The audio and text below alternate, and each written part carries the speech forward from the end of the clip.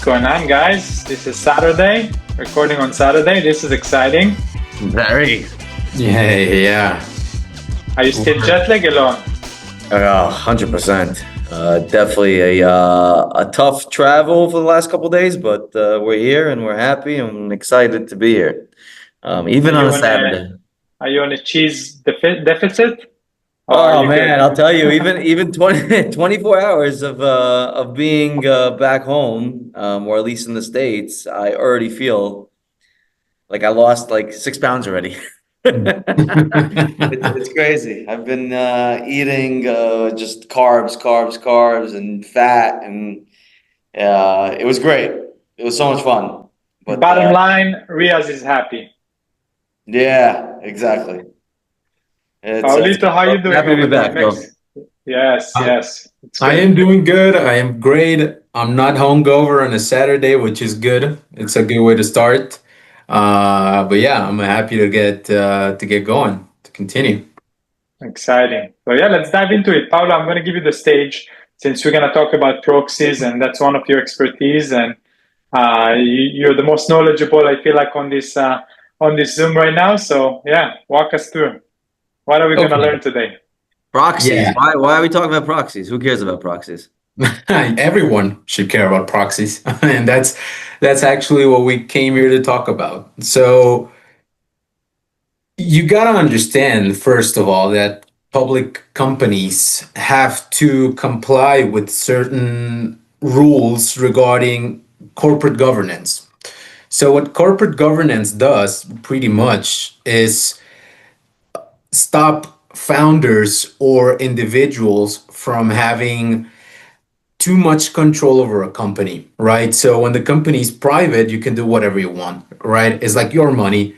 It's your house. You decide what to do with it. You decide where to go. You decide where to spend. But when you're talking about a public company, then you're talking about different, let's call it stakeholders, not shareholders. Let's call it stakeholders. So there's different parts that are interested in the operation of the company. Not only the shareholders, of course, the directors, the employees, but also the customers and society in general, right? But can I just cut you off? I mean, what type of companies are we talking about? Are we talking about listed companies that are, I don't know, 100, 200, $500 million market cap companies? Or are we talking about a shitty little dinky winky pink OTC company that's, has billions of shares outstanding and is trading in triple zeros? It's actually a very good point. So when you go to the bigger exchanges, the Nasdaq and pretty much the SEC as well, they require a very robust corporate governance structure. So you need to have the board of directors, you need to have committees for auditing, for compensation, for everything. And so that's very expensive for companies. Very expensive. Not only that, I would imagine doing that and having those type of committees, checks and balances, let's say, right, in place would be so a guy won't just be able to do whatever the hell he wants, right? Exactly. That's pretty much it. So that no single entity can have absolute control over the company. Entity or individual. Why doesn't OTC and pink sheets and whatnot, why don't they just create requirements for some of these companies to actually do it? And it's funny, I've been involved with some conversations where we've requested that they have a board of directors.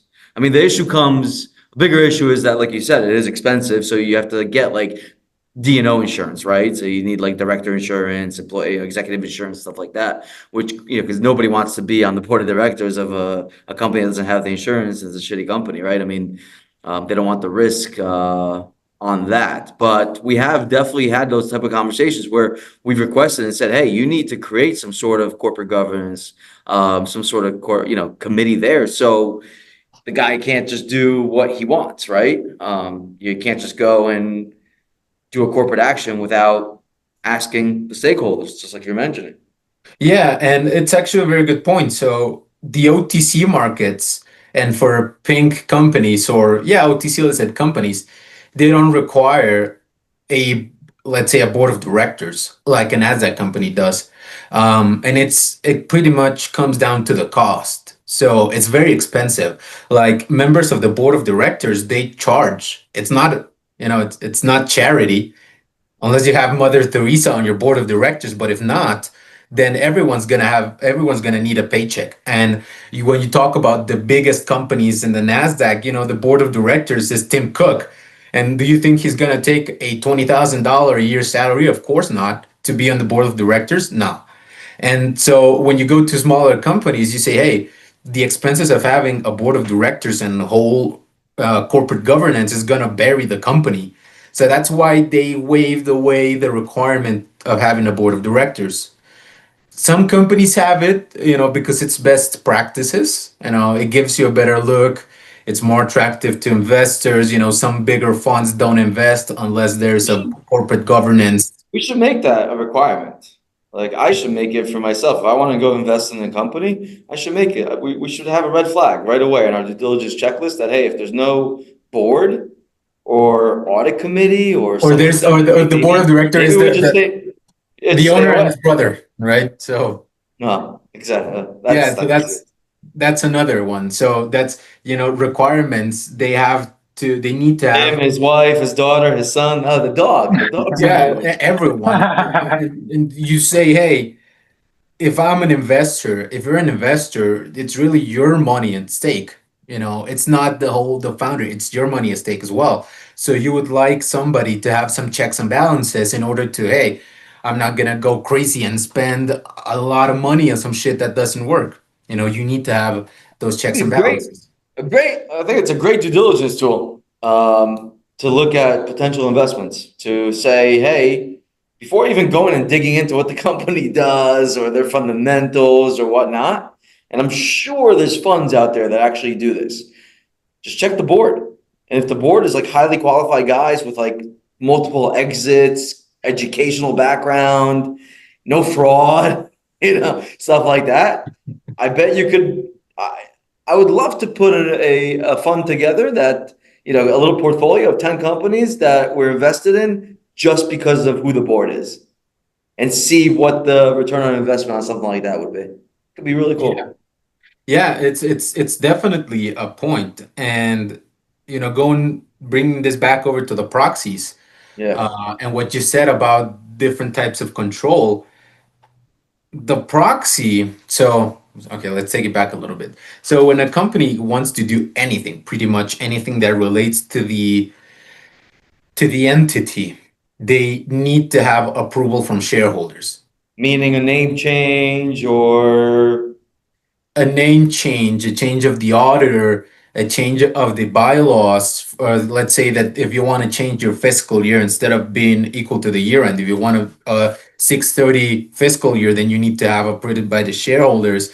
If you want to issue shares, if you want to create a new class of shares as well. So all of these different types of actions need to have approval from shareholders.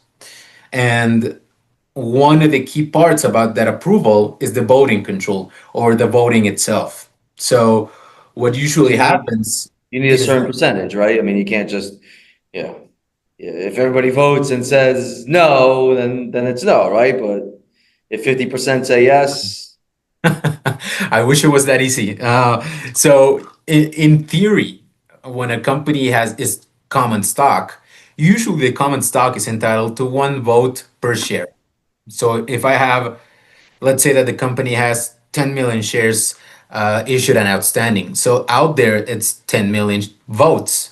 So if I have 1 million shares, then I'm entitled to 1 million votes. And that's how you tally the votes. In that case, you'd be 10% of the vote class or whatnot. Exactly. And let's say if you want to get something approved, you need to have majority voting. So let's say it's 51% of the votes. There are different types of voting that require more than just the 50%, but those are special, and I think it's beyond the scope of right now. But now companies, they do some bit of trickery and get interesting because they can create special types of shares. So, you have the preferred shares. Some of them are non-voting, but some of them are crazy. Like some of the preferred shares out there that we've seen during the years, like they entitle it one share, it's equal to 100 times the voting shares outstanding. So you can say that whoever holds that one preferred share pretty much controls the whole company.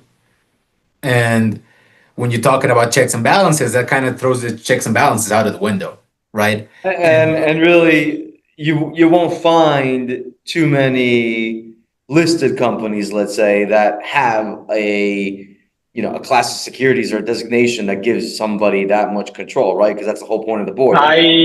I think Meta, if I remember correctly, like I think Mark Zuckerberg has the most controlling shares like this. They also have like a different type of class of shares that he controls, and he basically controls the company, like not the board. Like I don't think he can get fired. I don't think he can get like. I'm pretty sure. Again, we need to double check that. But if I remember correctly, Meta is one of those companies. So maybe they do. So maybe even listed companies play some sort of trickery or whatnot. I mean, at the end of the day, I guess when everything is green and it's successful and whatnot, nobody's going to complain, right? And Until you have some sort of fraud situation or something stupid like that, then it's like, oh wow. yeah, and I think it definitely, especially with tech companies, it kind of plays a little bit to the what's called the cult of the founder. So like the founder is the know-it-all, the source, it's the life of the company. Like at the time, Steve Jobs was with Apple, what Mark Zuckerberg is with Meta, what the guy from WeWork that I forgot his name. Adam Newman. Newman, yes, Yeah, like Adam. Newman was to WeWork. And so, in those type of situations, they say, okay, we might give control to the founder, but it's not the best. It's What not. would you, I mean, like, think about, like, I'd love for us to maybe at some point know what, Twitter, what, Elon, Musk, right, and his company. Would you want to be on a board if he has all the say? I mean, do you have any liability of being on the board when he can do? So, I mean, again, just like any of these guys, but some of them are just not as stable. But what I think would actually happen with Elon Musk and Twitter, well, X now, is that when he took it private, he probably dismantled the board of directors because there's no need actually. If it's a privately owned entity, there's no need to have a board of directors. So knowing him and how he likes to work, he probably bought the company and disbanded the board of directors because there's actually one, to save money and to make the company more lean, and two, to make the decisions. yeah. Again, we need to fact check the thing on Meta, and we need to kind of like maybe put in the show notes the Meta situation as well as the X.com situation to see, if they really have a board or not as a private company. But it's very interesting. It's very, very interesting. Yeah.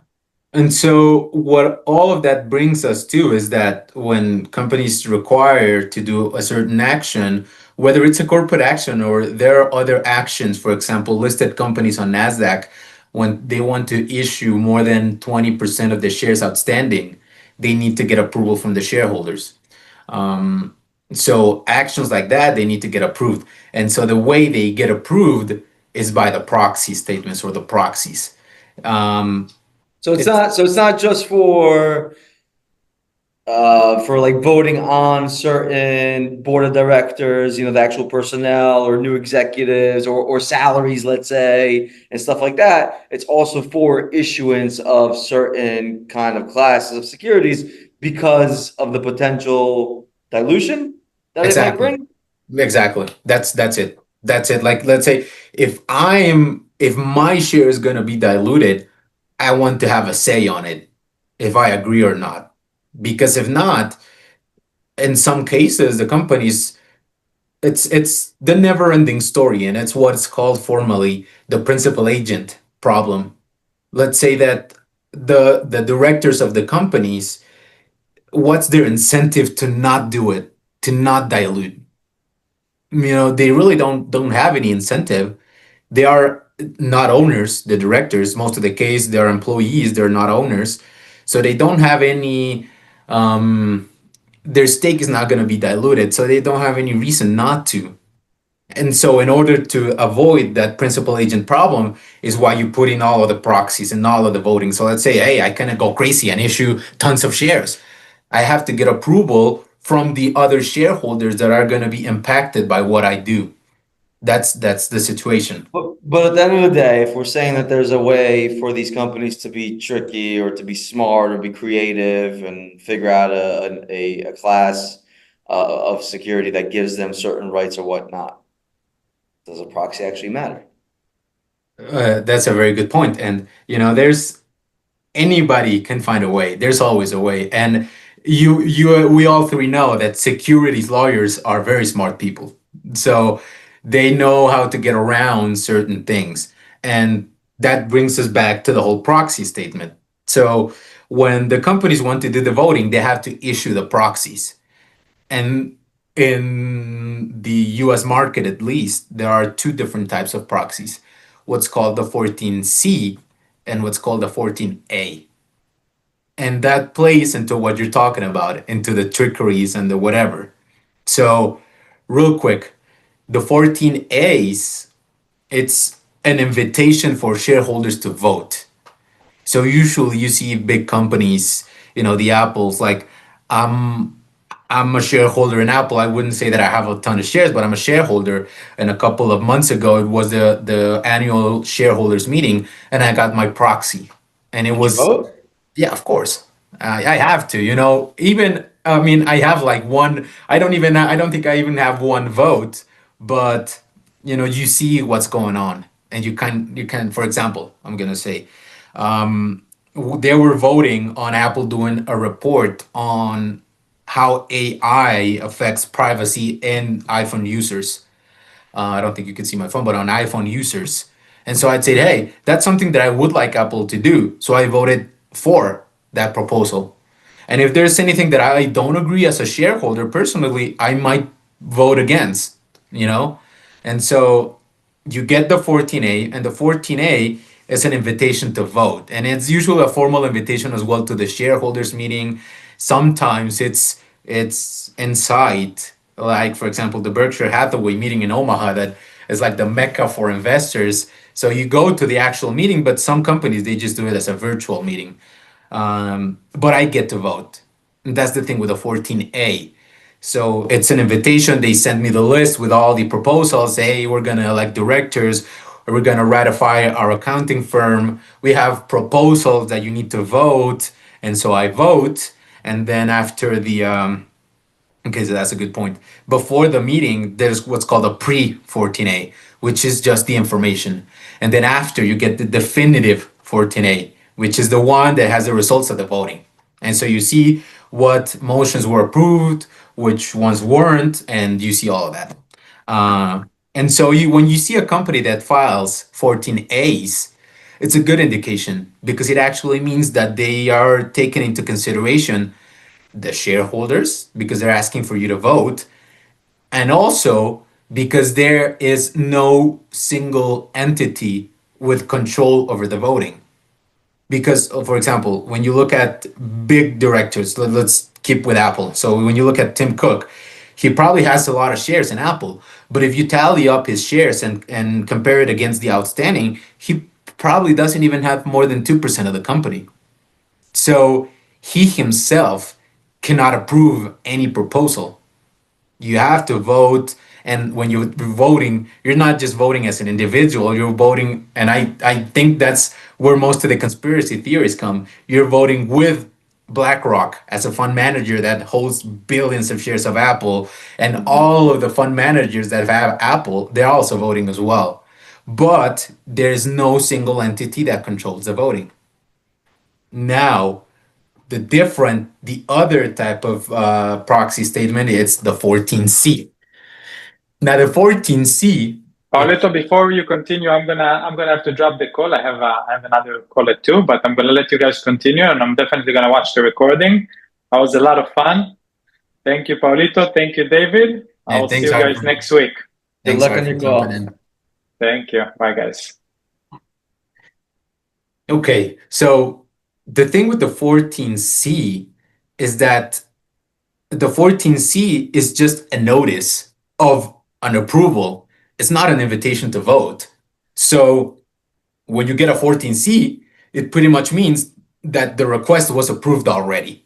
They're not asking you to vote. They're not asking They're just letting you know. They're just letting you know. And so And 14Cs usually get filed when a single entity owns control of the company. Not always, because, technically the difference between a 14A and a 14C is that the 14A requires a meeting and where the votes get tallied and where the results get announced.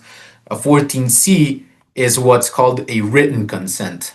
So they want to get a written consent, not a meeting, just a written consent from the shareholders. But let's say that you have millions of shareholders. How are you going to get a written consent from all of them? It's usually not possible. So what happens is the written consent is usually one or two individuals that have control, and that's all they need to get the proposals done. And those are the they do, so usually they're doing the 14C because they can, right? Because they can. They're doing the 14A because they don't really have the majority, and they want to go out there and actually have a meeting and talk about it and have people vote, and which is something that is really important, as we can see.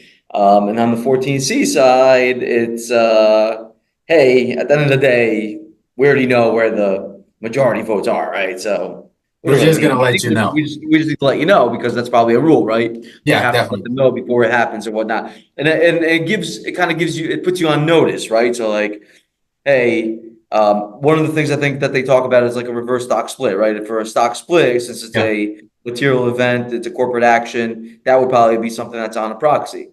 So on a 14C, I would imagine that in either of them, maybe we could talk about this. If a reverse stock split is on the ballot, that's something for an investor to know about, right? I would love to know if a reverse stock split is coming because typically, it doesn't bring too many good things unless something comes along with it, right? So that gives you kind of notice and time to act before things go into play. Yeah, and I think when I first started in the business, I didn't really know what the 14 or the proxy statements were and why they were important. But now, after all the experience, I know that they're actually very important because, let's say, so a couple of examples. So you're talking about the reverse split, which is a really good point. So if you're seeing a company that's doing a reverse split, you know that something's gonna happen that might not be so good for you as an investor. And we just saw it a couple of days ago, a company did a reverse split. The stock was already at the bottom. It was a 0001 stock. They reversed it back to 10 cents, but it can still go back down to 0001. So what that means for you as an investor is that your stake can be diluted even more. Thinking about that now, man. Thinking about that. Should have sold even at the, what was it, reverse from trip 1 to 10 cents, because it was what, 1,000 to 1 or 1,000 to 1. 1,000 to 1. So trip 1 to 10 cents. And the day that it opened post split, it was at like what, 5 cents right away? It is 5 or 4 If you cents. sell your position, if you waited and sold your position there, you could have, whatever you owned at 10 cents, now you own at 5 cents. And today I think it's at a penny or 2 cents now, even worse. Yeah, it's But that's tangible for the investor, how a reverse split and how knowing it's going to happen. It's important. Or for example, a name change. So, with all this AI thing and, whatever is in trend now. So if it's crypto, when it's crypto, if it's AI, when it's AI, if it's quantum computing, when it's quantum computing, whatever it is, sometimes the companies just change the name without, like I think we spoke about it on the 8K side. So they changed the name to something related to AI or crypto or whatever without really having a business in crypto, but that that's gonna bring eyeballs to the stock. So let's say, hey, the stock I own is gonna change its name to ChatGPT AI 3000 Bitcoin. You may get some new investors, so you're gonna be on the lookout for more liquidity, for a price increase, for all of that. And that's just because of a name change that needs to get approved through a proxy statement. Or the most important out of all of them, the issuances of shares, right? So if you see the company is going to issue tons of shares that are asking you to vote on it, you might not be able to stop it as an individual investor because you don't have the voting power, but at least you're aware that it's going to happen. Like say, hey, if I can't stop it, might as well sell my position before it gets approved. We've seen a lot of these Nasdaq companies that were doing these kind of pipe transactions, right? The private investment to public entity that were doing some registered direct transactions with a common deal, a unit deal, right? With a common and a warrant A and a warrant B and whatnot, and one of them gets reset and this and that. No matter what, though, the issuance results to a lot more than 20%, I think, of the outstanding of some of these companies. So they have to do a proxy and a vote. I mean, just by following those type of companies, I mean, you see where the stock goes. Yeah. It's you know, as an investor in some of those companies, you would 100% need to know that, right? I mean, it's tough. Yeah. And And you have no real say, right? Because these proxies that most of these companies are doing, I think these are ones that actually control the vote. yeah. You know, whether it's through the board or through a preferred or through a friend and whatever it is. So as a retail investor, it's something that you really need to understand and kind of monitor and be aware of, follow the red flags. Yeah, and I think it's always in investing. A friend of mine usually told me a good saying, and so he told me any idiot can make money in the stock market. Only smart people know when to cut losses. Mhm. And so when the stock is going up, you don't actually need to read the 10Qs. You don't need to read the 10Ks. You don't need to read the proxies. You don't need to read the 8Ks. It doesn't matter as long as the stock goes up. That's kind of the motto. That's kind of the saying. That's kind of how the meme stocks came about, right?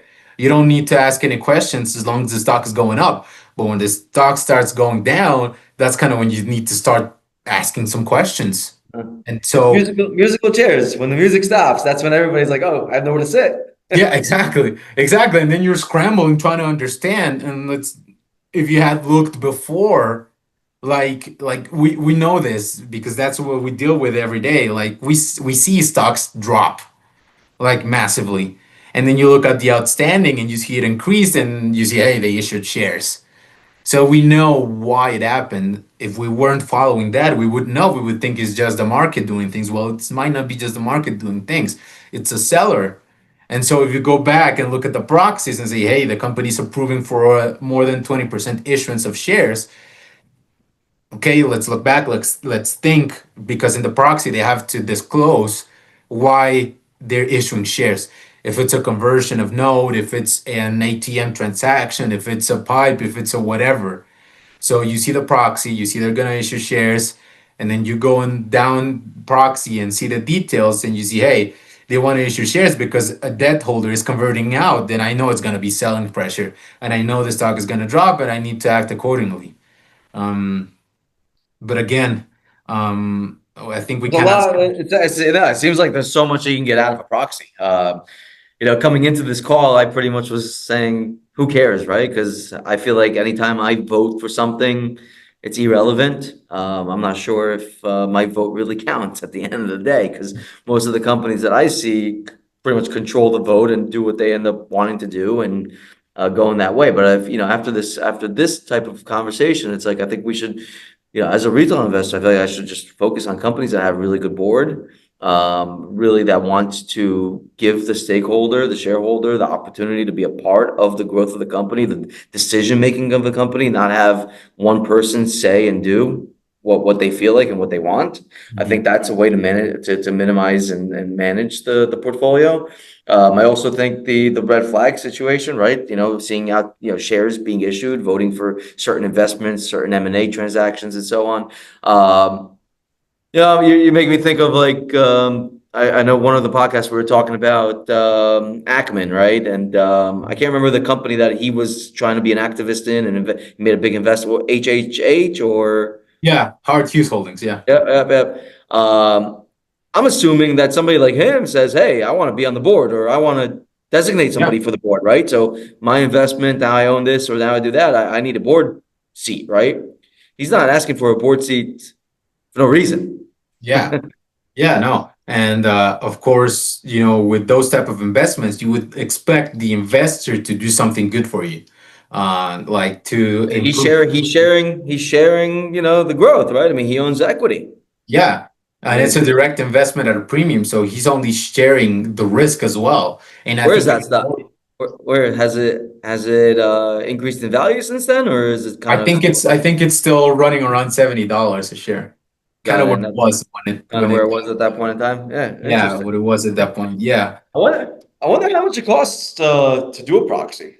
I wonder what these companies actually pay to do, because you know, I guess the formal one, you're probably sending it home, right? The 14A. I would imagine they're printing it out, or they're actually sending it to the shareholders. I mean, it could probably get expensive if it's a lot of shareholders out there. So I mean, probably real big companies. I think the expense of the proxy is not in the proxy itself, because I think for right now, like the proxies get delivered by email. Like for example, my proxies for Apple got delivered to my email, but it was actually sent by my broker, not by Apple itself. So I think the proxy part is not the expensive part. You know, Mhm. as expensive as it is to do a filing with the SEC, I think the expensive part is what's behind the proxy. So, for example, if you're going to do a 14A, which requires a shareholder meeting, if you're, of course, if you're going to do it in a venue, like, for example, the Berkshire Hathaway, then you need to rent the venue. You need to prepare all of the things for the voting. But even if you're doing a virtual meeting, you know, you need to have the system in place for the meeting to be held. And I think there is a certain kind of infrastructure needed, because on the meeting you can vote the proxy. If you haven't voted, you can ask questions. So you need to invest. But even going more behind the curtains, the most expensive part is actually the board of directors. You know, a board of directors can cost a company at a minimum, and I'm going very minimum, $250,000 a year. Just the board of directors. And Yeah. so you're talking about companies where they have board of directors with a lot more experience, which is obviously good. But of course they're going to be expensive. Like if you look out there and you see all of the great CEOs in history, after they retired, they became members of board of directors of different companies. That's how they make a living. Of course, you know, they have their savings or whatever, but they make a living out of being members of the board of directors. And so I think that's kind of the expensive part, not so much the proxies themselves. I think the proxies is just whatever it costs you to do an SEC filing, which I don't even know how much it costs. Um, So really, I mean, and David Sling, at the end of the day, provides the awareness, right, for the proxies. I mean, we are able to, like, I have my portfolio in the software, so if somebody goes ahead and files a 14C, I'll get an alert from it. It'll come right to my email, my phone, wherever it is, and I'll be able to kind of see it, review it, understand it, Mhm. at least to some degree, or ask ChatGPT to help me understand it. but And at least you're aware of it. At least I'm aware of it. Yeah, exactly. Yeah, yeah. I think it's an important feature. I also think the big thing to really to talk about and to really put behind you here is the content that's within that proxy, right? So if they all of a sudden created a new class of shares, so now there's a new preferred all of a sudden or something like that. I mean, I think it's Mhm. really important to understand what that means, what the designation of that Mhm. preferred really means, Yeah. especially if it could be a sneaky situation. Yeah. Yeah. And I think with what we've been talking about in the last couple of weeks, it's kind of I like to think as due diligence as a mosaic. So you see those beautiful mosaics in churches and all of that. It's not just one part of the mosaic. To have the full picture, you need to put in a lot of different pieces together. So just looking at a 10K or a 10Q might not give you the full picture of what's going on. And Hmm. then you go ahead and let's look at the 8Ks, and you look at the 8Ks, and that's another piece, but it's not everything yet. You still need more pieces. And then you look at the 14As, 14Cs, you see what the company's doing. Okay, now you have another piece. And let's say, hey, I want to invest. Let's say it's a small company. I want to invest $50,000. Is the liquidity going to be there for me to invest without altering the price? So that's another piece that comes in. And so with all of those pieces together, then you can make a better or worse. It depends, right? you can do due diligence, you can do good due diligence, or you can do shit due diligence. And so it kind of depends on what type of due diligence you do, but at least you are informing your decision. You have the capabilities, you have the tools. This gives you have the the- toolbox to make that due diligence. Whether you know what kind of due diligence to do and how to go through it and what it means and whatnot is a different question. But at least here it gives you the opportunity to do that. It's funny you mentioned all these mosaics and churches and whatnot. I've been to, in the last month, while I was in France, I must have gone to 20 different churches. And they are gorgeous. I mean, some of the smallest ones, the bigger ones. I mean, there's some villages out there in Provence that are just outstanding, and you see those mosaics. And it's funny when you say that, it makes you think of the whole picture. And I'm grateful that David Sling gives me that whole picture as it relates to investing. It's been for me big time. We cannot ever forget that investing also has some luck to it. Like, you can hit a lucky strike, or you can, there's always luck. That's life in general, right? Being at the right place at the right time. People say that life is a chess game. I'd like to think that life is more of a poker game.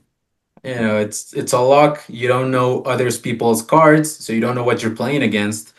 But what we're trying to do with David Sling is kind of give you, let's say that out of the 100%, instead of being 50% luck and 50% skill, let's maybe do it 60-40, 40% luck, 60% skill. And we kind of want to give you the tool set to be able to do that, to reduce the luck as much as possible. So every investment decision that you make is informed, whether it's 10Ks, 8Ks, 14Cs, 14As, whatever it is.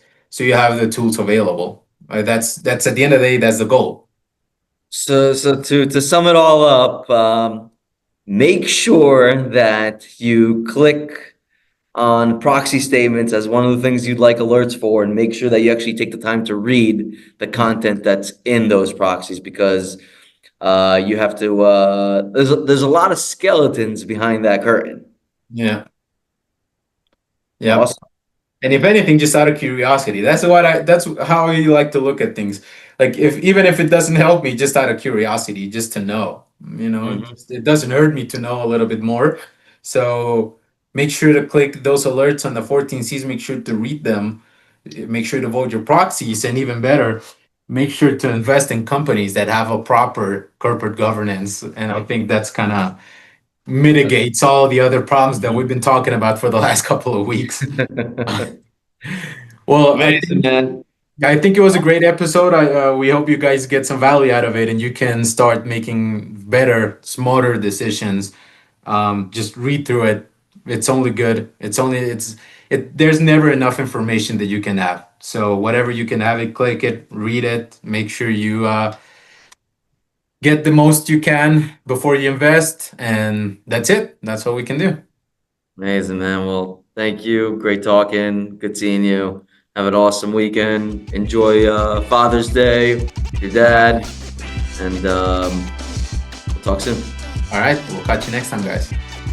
The information in this podcast is for entertainment and educational purposes only. Nothing shared here should be considered investing, legal, or financial advice. Please do your own research or consult with a professional before making any financial decisions.